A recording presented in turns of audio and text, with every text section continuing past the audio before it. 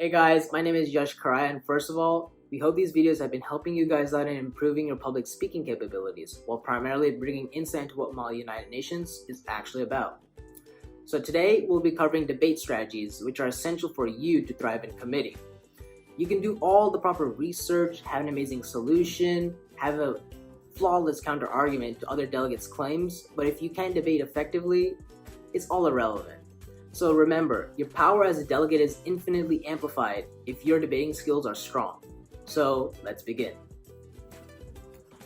Whenever I attend a Model UN conference, I find it difficult to use my position paper for every single aspect of debate. So I make a summary sheet for each committee and all of its topics. The first thing you want on your summary sheet is the committee goal. This will help you determine what's within the committee's jurisdiction and what's not. If the solution isn't in the committee's jurisdiction, it's completely irrelevant.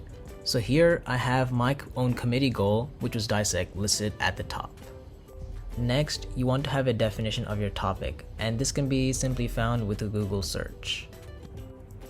In my case, drug trafficking was my topic, so I simply searched it up on Google and just copy pasted it on my doc. Now, your summary sheet should focus on why. So you need to figure out why the specific issue, which is your topic, is actually an issue. Next, you want to focus on the adverse impacts of the topic. By jotting all this down, you can quickly reference to this during the debate without flipping back and forth through your own binder. Then, obviously, you want to have an actual solution that you can propose within committee. However, remember that you will always have some sort of opposition from other delegates, so have a section with points that argue for why your idea is still better despite a potential flaw. Oh yeah, and make sure it's realistic and not some nuke the country idea because you're gonna be seen as a clown otherwise. Finally, make sure that you have a section with other possible solutions that may not be as good as yours, but make sure you can counter those. So for example, in my committee, I argued against the prohibition of drugs as a solution since it would probably only increase demand, just like with alcohol in the 1920s in the United States. If you guys look at my own summary sheet, you can clearly see that it's not amazing grammar or it's not perfectly formatted or anything. All that matters is that you understand what you're talking about and you have all your evidence organized into a complete space. This will ensure that you do great in committee and don't struggle in any kind of way. That's the goal.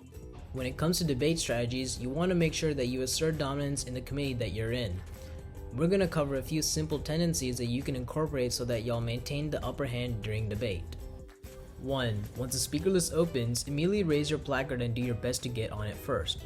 At the end of your opening speech, end with the phrase along the lines of, "Feel free to send a note to Delegation X for further insight if our views align." This will definitely get you some allies and a few nods of approval. 2. Try to make some motions with interesting topics to show that you know what you're doing and talking about.